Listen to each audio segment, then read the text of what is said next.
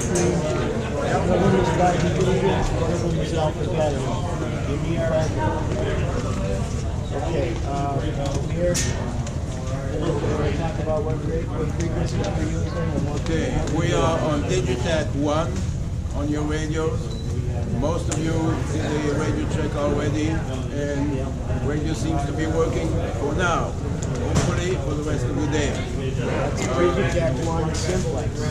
Digitech, there's only one Digitech 1, and it is simplex, yes. If you have a problem, call me on the phone, cell phone. I may or may not be able to get to you. I'm going to be talking the Times building, receiving the radios and the rest as much as possible. But if there's a problem, I'm going to create whatever is necessary. That's about it for radio. Our job essentially is to help the marshals put the parade together and to communicate changes, who's here, who's not here, who's out of line. Do what the marshal tells you to do. Don't get out in front of the marshal and put people someplace where he doesn't want them. If somebody needs to know what their order is, you can show them where their order is, and they'll from the green sheet, which they should have also. But let the marshal decide where to put them on the side of the street. That's not your job, that's their job. The marshal may have a question, grade official, whatever. Also, we have two hands, one will probably be at the front with one marshal, and one will be with another marshal probably in the back of it. Remember to go through that control. Use your tactical call sign. The speakers director, whatever. Okay? And when you're done clearing your call sign, your responsibility to identify yourself. Okay? Question. Yes. In the past, we've met the marshals here. Yes. Okay, right. We They will be here. We expect the marshals will be here and be introduced to us here. Try to get your marshal's name and cell phone number so you can get separated from them, you can get back together. Try not to get too separated. Now, one thing, the hand that is with the front marshal, generally the head marshal for that division, stay with that head marshal all the time, because that's the only way he can ask you to do something for him. And it's the only way that, like the director, can give an order to the marshal. You know, there may be a change where, for example, big groups like a band or whatever, a lot of times, especially in bad weather like this, they end up in a bus off the route, and they're going to have a placeholder in the march. And there'll be instructions about where the bus is supposed to go, and when they're going to get in line, and where they're going to get patched together. Same thing with horses. They have a nice day to ride. Yeah. And they're supposed to have a pooper scooper behind the horses. Not your job. Not your job. But Jeff's job. if there is no pooper scooper, that's important to get fixed. Because we don't want the Irish step dancers stepping in the pooper. That should be interesting. Yeah. Yeah. If you want to do that with your back, be my guest. Can I put in something that I just heard this morning, and we were just discussing about it. But evidently, it's going to be a lot less police officers involved with the parade today than normal. So keep alert. Just keep your eyes open. Yeah, there's an article. And be careful. Know where there will be plenty of cops around. They just won't be volunteering to march with the chief in where they march you through in the parade. Oh, okay. The public service side is there. The public service side will be directed to you. Yeah. Last year, there was an accident where one of the golf carts ran into a kid. I'm out of the crowd, so just be aware that could happen. You see kids running around, carts coming just fire at them. There is no ham in a command center. If there is a police or EMS type of emergency, call 911. The marshal can do it, you can do it. Tell us about it. If it's if this is a real big emergency, heart attack later or auto accident, Kid hit by a golf cart. hit by a golf cart. Call 911 first. Pass the information, give them good details of your location and the nature of the problem. Then let us know. Okay, if it's just kind of a point of information, you may want to let us know and then call 911. But there might be a lost kid or something. We have had those in the past. Typically one or two. I'm not sure how that's going to work without a veteran, but how it's going to go. And I guess since there is no command, I guess the parade director will get told about all of those. And if there has to be something cleared, then we'll have to do it.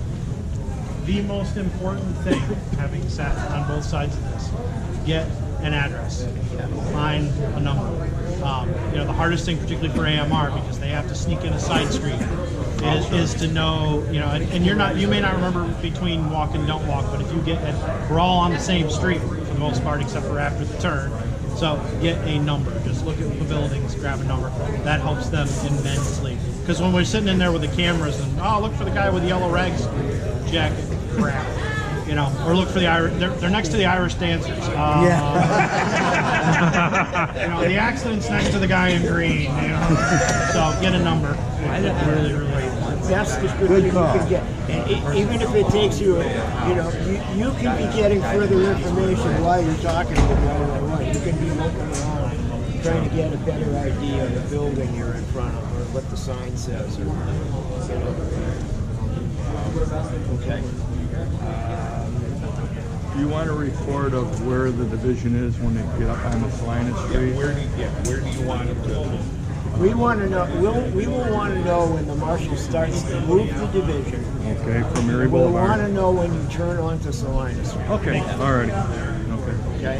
And early on, usually there's a lot of. We don't think so and so is here, and we report all of that and log it, but.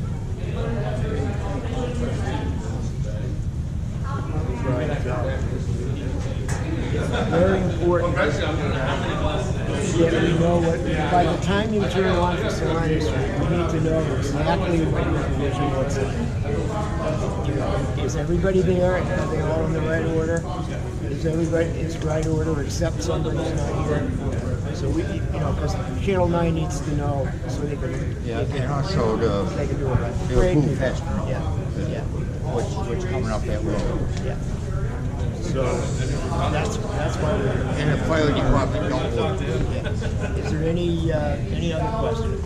Yeah, what happened to all that stuff between St. Patrick's Day, because I never seen it.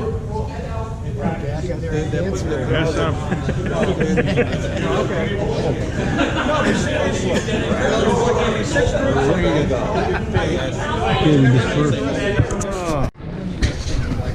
Speech. Good morning. Welcome to the 37th annual Herding of the Cats. You don't know me, I'm John Muldoon, I'm the Director of Operations. This is TJ Gillett, one of my assistants, and Dennis, where are you? Dennis, stand up. Dennis, stand more. No, stand up.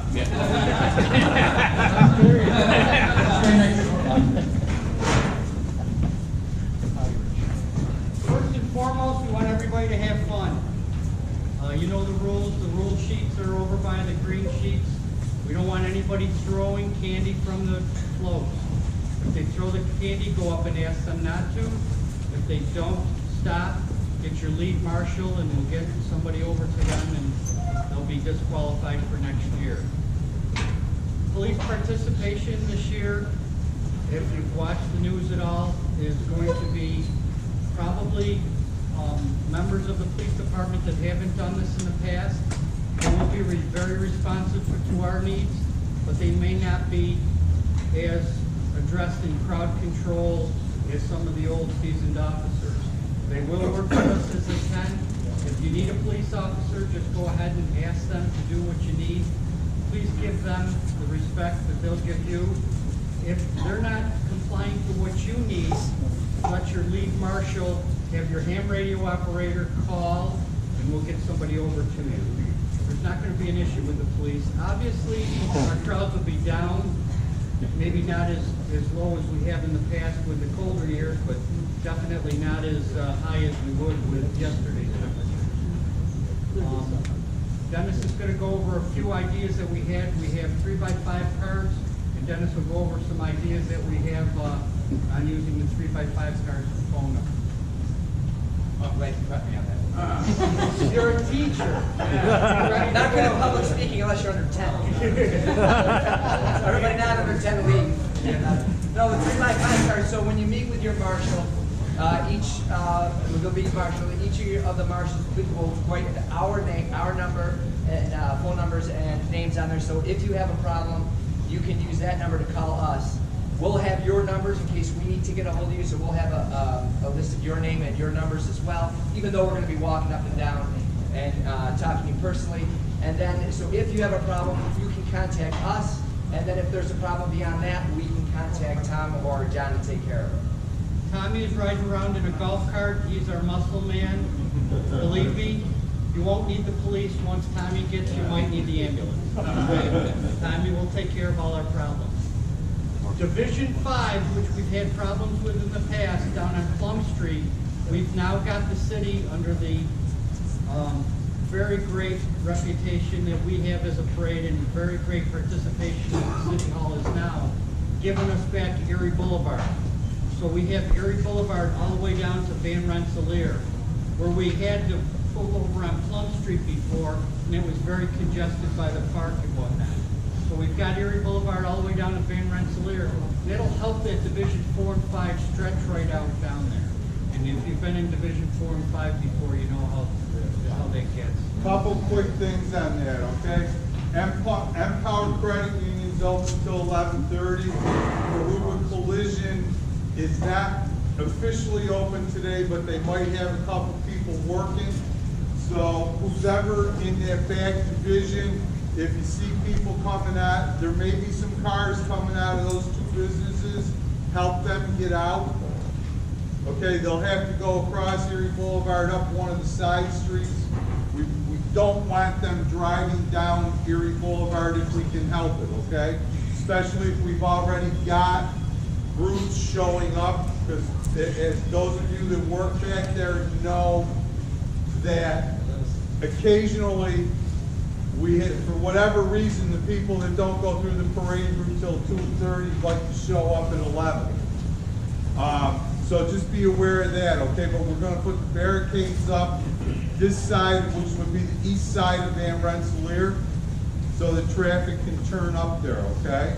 And one other thing before I forget, those of you that are going to have golf carts, there's bicycle bells on them this year. They are all mounted on the handrail on the driver's side. They're the loudest thing we could find without buying something custom. So we had to do it, so make sure you use them, okay? But the big thing is just knowing that there may be some traffic in and out of Empower until about 11:30, quarter to 12. That was the 10th Mountain Division that just called. They are on the way. So we're going to have them in the parade. They're going to lead off the parade. 81, they'll come down off 81 by the Post Standard building. Buses for the participants all go down Clinton Street to the end of Clinton to Onondaga. So if you're coming down Erie Boulevard in your divisions, once you get to Clinton Street, when the parade turns left, the buses are going to go right down to the end. Take a look up here. This is our map. You can familiarize yourself if you're not familiar with the area. No buses in the parade. No buses this year. The president's made her mind up. This temperature is not to the point we were a couple years ago. Absolutely no buses in the parade. Excuse me, John, with the exception of the Centro Green bus. The Central Green bus, that is their bus that they parade with. Thank you, Kevin. That's Kevin Barrett. And he's riding around. He uses TJ as his muscle. Kevin is there. Is there any questions? He's large, I'm in charge. Jeff? No, I'm sorry. I just bid $100. Maggie. Welcome to the atrium. City Hall's atrium. Yeah, not the atrium. City Hall. Any questions, comments, concerns? Make sure you get t-shirts, hats, glasses, whatever you need in the back corner, green sheets, sleeve protector. Brian Murphy, which is at the end of the parade at the judges stand. You'll check with Brian and you'll get 2 tickets per person to go into the hotel party. Make sure you see Brian at the end of the parade at the judges stand. Brian, put your hand up. Yes, Brian. John, that's just going to be the lead marshal picking up for his or her entire group? Brian, how do you want to do it? The lead marshal? They identify themselves as the lead marshal, that's fine. I just need numbers. Yeah, but so he's not overwhelmed with, Thank you, Kevin. Thank you.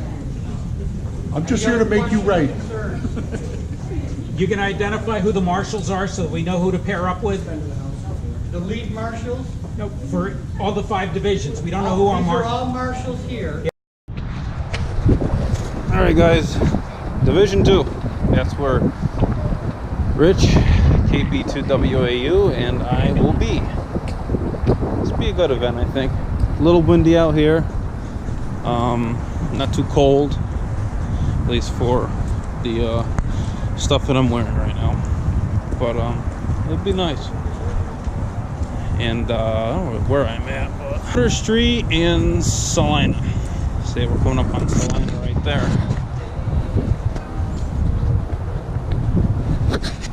So yeah, we're gonna have some fun today.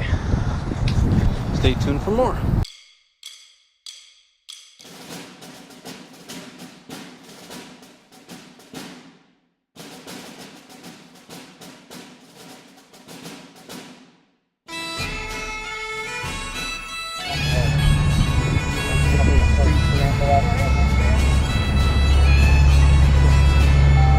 Okay, this is Division 1 or Division 2?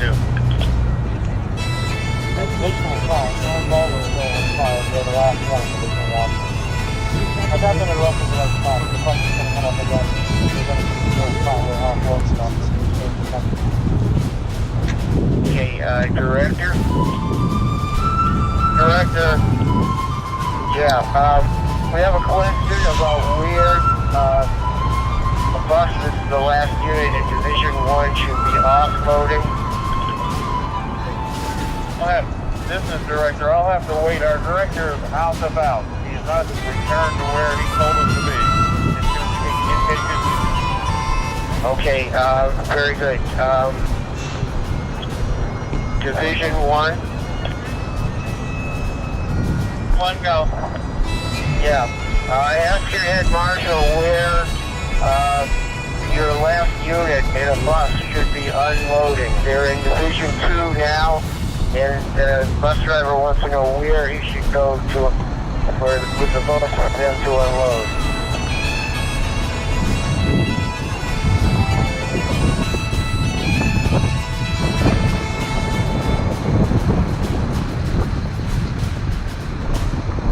Division 1, do you copy? Is that the Division 3 banner or some other banner? And what if the last year that it's all started from? Alright everyone, in the middle of Division 2 right now. We got almost set up, ready to go. Parade starts at 12:04 with Division 1. and then us probably 15 minutes afterwards.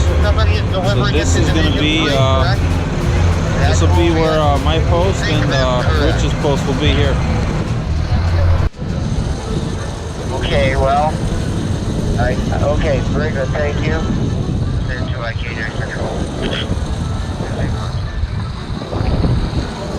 Division 3.